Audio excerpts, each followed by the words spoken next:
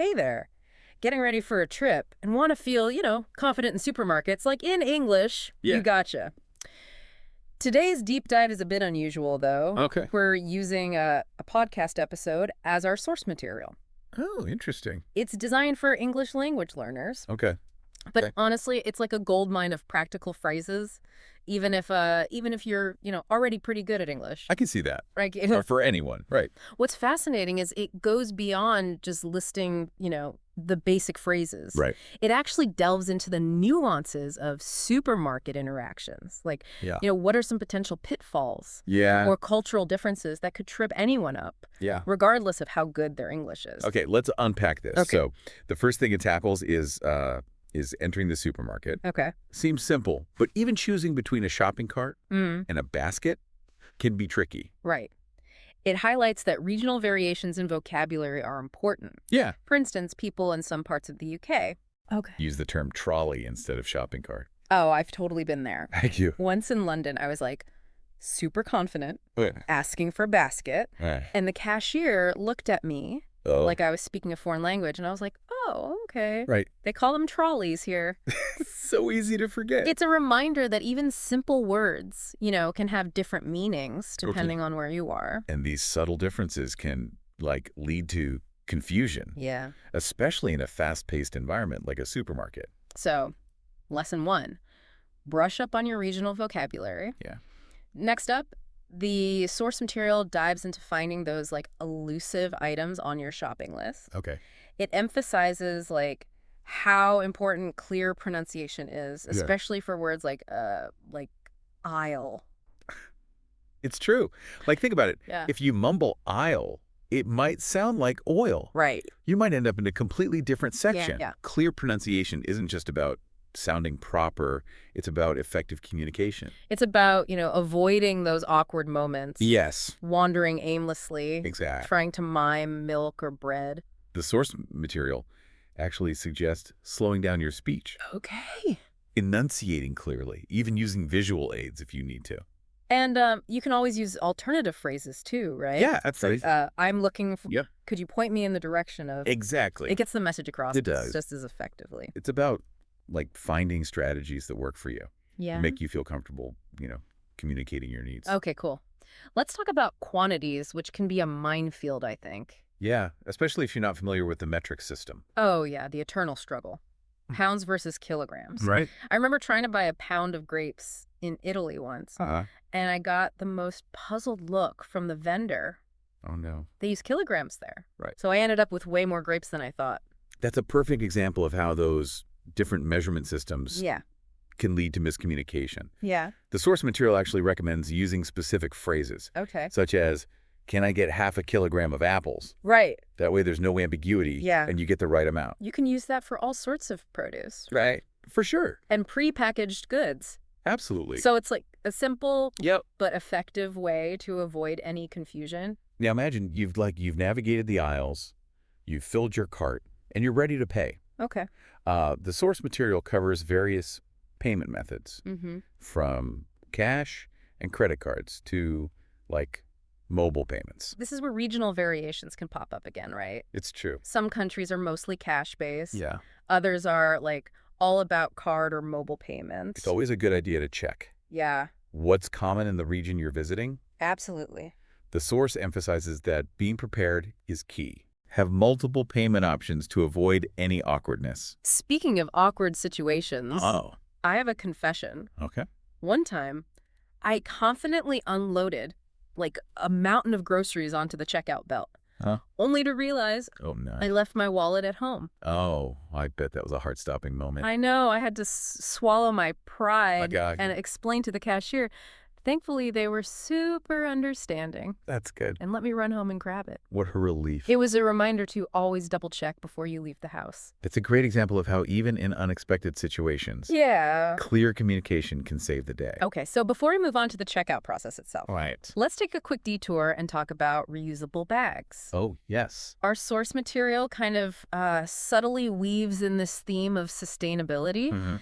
encouraging listeners to be mindful, Yeah. even when grocery shopping. It highlights how great reusable bags are for the environment Yeah. and gives phrases for declining a bag altogether. Or asking for a paper bag instead of a plastic one. Absolutely. It's a small step, but it can make a difference. Simple phrases like, I brought my own bag. Right. Or, could I get a paper bag, please? Exactly. Allow you to make those choices and communicate them. So we've covered entering the supermarket, Yeah. finding items, dealing with quantities, Yeah. even touched upon payment methods, Yeah. and reusable bags. Uh-huh. But there's one more crucial aspect that Source dives into, Okay. cultural differences Ooh, interesting. in supermarket etiquette. Okay. This is where things get interesting. Yeah. It's about recognizing that what might be considered polite or acceptable in one culture Yeah. might be rude or unusual in another. It's all about reading the room, right? It is. Being sensitive to those nonverbal cues. Yeah. I remember once in Japan, everyone in the queue was so meticulously spaced out. It was almost formal compared to, like, the casual queuing I'm used to back home. It's about recognizing those differences and adjusting your behavior. Right. Another interesting one is how people interact with staff. Okay. In some cultures, directness is appreciated. Yeah. You can confidently ask, like, excuse me, where's the milk? But in other cultures, a more indirect approach might be better. Okay. Like, I was wondering if you could possibly help me find the milk. Right. It's all about being mindful and respectful Yeah. of how communication styles differ. Absolutely. The source material gives some helpful phrases Okay. for these situations. Okay. For example, instead of pointing at something, you could say, could you tell me more about this product? Right. It's a way of showing interest and starting a conversation. Like diplomacy, but Right. in the supermarket. What about those unexpected situations? Okay. Like, what if the item you want is, like, out of stock? That's a great point. The source material says that in some cultures, accepting the situation gracefully is the norm. But in others, it might be totally fine to ask about alternatives. Okay. Or even suggest that they restock the item. I can relate to that. I was once looking for a specific cheese Right? in a small town in France. Yeah. It was nowhere to be found, so I politely asked if they had any. He didn't just shrug it off. Wow. He checked in the back and offered to order it for me. That's amazing. It was a small gesture, but it made my day. Yeah. It showed me that a little polite communication can go a long way, even in a foreign country. Exactly. It's about being resourceful and proactive while still being mindful of those sensitivities. Remember the reusable bags we talked about? Of course. Such a simple way to make a difference. The source material connects this to the idea of sustainability. Yes. It encourages listeners to think beyond their shopping list and consider their impact on the environment. Every little action counts, right? Absolutely. Even choosing paper over plastic or bringing your own bag. It's all about communicating those choices too, right? It is like, I brought my own bag, or could I have a paper bag, please? Exactly. To make a difference. So we've covered a lot. Yeah, we have. From understanding personal space to handling those unexpected situations with grace and cultural sensitivity. What other insights does our source material offer? Well, it also touches upon the importance of observing local customs. Oh, okay. For instance, in some cultures, it's considered rude to touch produce too much before you buy it. I've seen that. Have you? In some countries, people are very careful when they select fruits and veggies. Yeah. It's almost like reverent. Yeah. But in other places, it's more of a free-for-all. People are squeezing and prodding everything. This goes beyond produce, too. Oh, okay. It extends to how people interact with packaged goods, how they queue, even how they make eye contact. It's a whole unspoken language. It is. It reveals a lot about a culture's values. Exactly. It's like being an anthropologist. Yeah. But in the grocery aisle. Observing those cues can be fascinating. Yeah. It gives you a glimpse into how people live. It can make your experience so much richer. Yeah, absolutely. More meaningful. Now, before we wrap up, let's take a moment to reflect. Okay. We've learned that supermarket English is more than just memorizing phrases, right? Yeah, it is. It's about understanding the cultural context, being adaptable, communicating clearly and respectfully. It's about embracing those different experiences around the world. Exactly. And navigating them with confidence and a sense of adventure. You might even pick up some cultural insights. Absolutely. Now, as we head into the final part, Okay. let's ponder this. How do you think these cultural differences in the supermarket might affect communication? like beyond the grocery store? Interesting question. Right. Yeah, We'll be right back after a quick break to discuss that.